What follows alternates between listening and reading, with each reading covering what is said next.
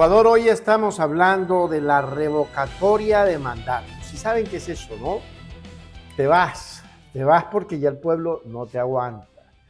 Este panorama político en el país ya está sacudiendo esta propuesta de revocatoria de mandato contra el presidente Daniel Noboa. Una iniciativa que ha ganado tracción desde, yo diría que muchísimos, diversos sectores del país. Gente que está en la calle, gente que está en la dirigencia y gente que está en los diferentes sectores políticos. Y es Guido Perugacci, presidente de la Confederación Nacional de Organizaciones Campesinas, Indígenas y Negras, FENOCIN, quien ha sido una de las voces más enérgicas en este proceso. Perugacci sostiene que la medida no debe confundirse con una desestabilización violenta o un paro nacional, sino que representa una salida democrática amparada por la ley.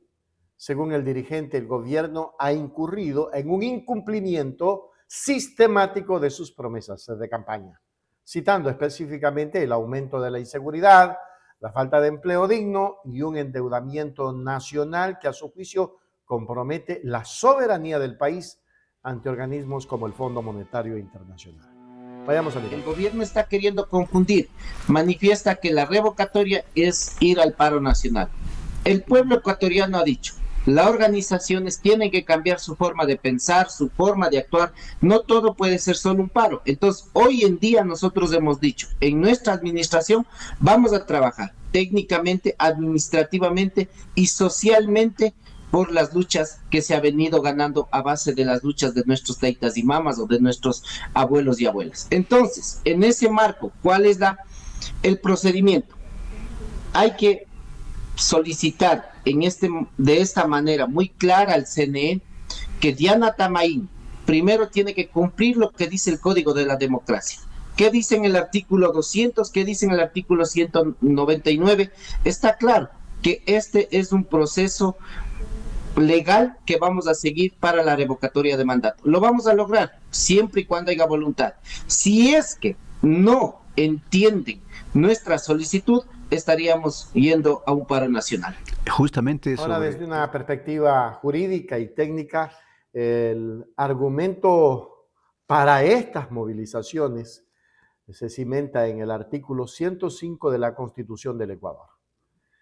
Esta base legal permite que las autoridades de elección popular sean sometidas a un proceso de revocatoria tras cumplir su primer año de gestión bajo la premisa de que la soberanía radica en el pueblo.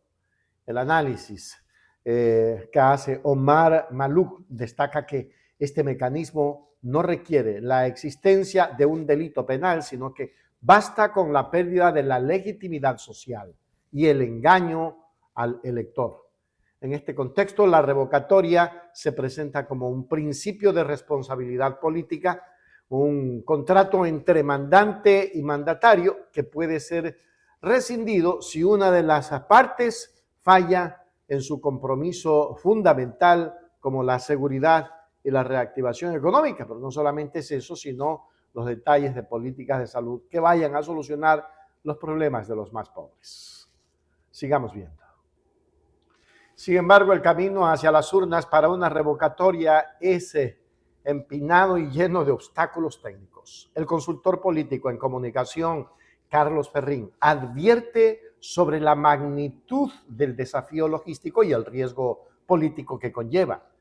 Para activar el proceso se requiere de la recolección de un número masivo de firmas válidas, estimadas en más de 2 millones, lo que implicaría recolectar físicamente entre 5 y 6 millones para compensar las posibles anulaciones por parte del Consejo Nacional Electoral. Ferrín cuestiona quién asumirá el liderazgo y el costo de esta estructura, señalando que de no alcanzarse las cifras necesarias, el intento podría terminar fortaleciendo al Ejecutivo, convirtiéndose en un fracaso político similar a perder una elección general.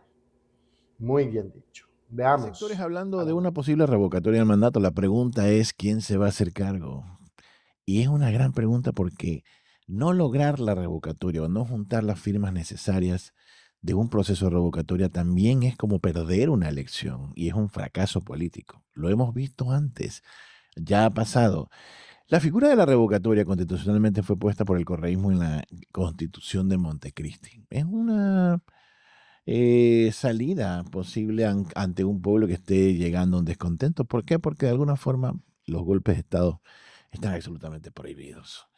Entonces, es una válvula de escape siempre y cuando te den los números. Entonces, tiene que ver mucho con activar la fe del electorado. Y ellos están calculando de que si el presidente está con un 50% de rechazo en este momento, a lo mejor logren juntar esa cantidad de firmas para presentar para el proceso revocatorio. Estamos hablando de no menos de 2.060.000 firmas válidas. Eso quiere decir que para lograr que sean firmas válidas, tienes que haber presentado alrededor de 5 a 6 millones de firmas. Es una cantidad impresionante de firmas las que tocaría poner en la mesa para revocar a un presidente. Es por eso que el correísmo ya tiene una campaña bien simpática al respecto y está diciendo, solo son 1 millón de firmas como para que la gente no se asuste y empiece a firmar, aunque todavía no es el momento de firmar. Falta todavía algunos cuantos meses en que se puede empezar a recoger esas firmas. Y habría que ver porque ya para entonces el CNE ya habrá llamado a elecciones seccionales y la agenda política va a estar por otro lado. Pero es interesante ponerlo sobre la mesa porque habría que ver quién se va a hacer cargo de esta revocatoria.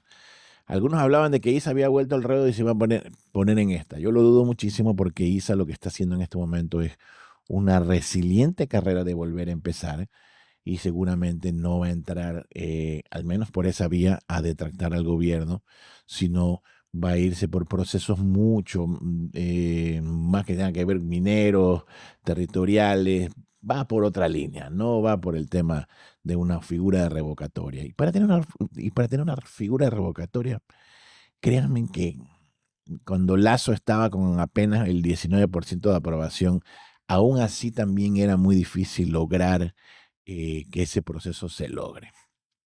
En todo caso, ahí están ya la herramienta puesta sobre la mesa. ¿Quién se va a hacer cargo? No sabemos, pero todo el mundo habla de eso.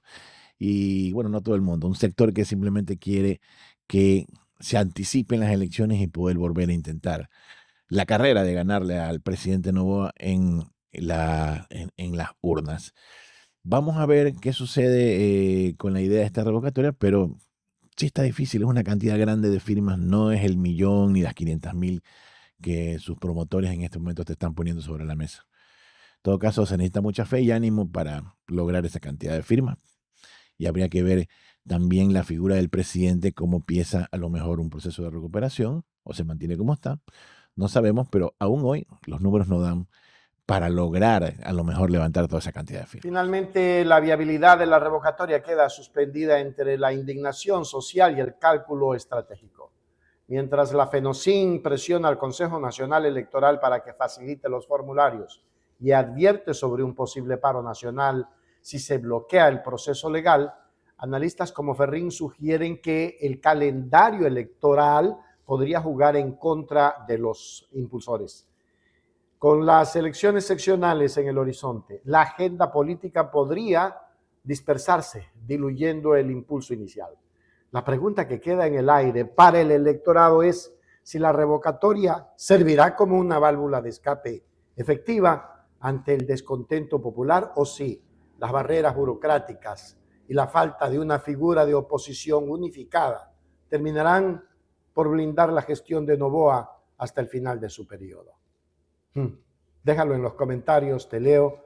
Un abrazo fuerte, no se olviden suscribirse, compartir, por favor compartan, que es importante este tema de la revocatoria. Ya debemos estar activos todos. Si queremos este país, eso.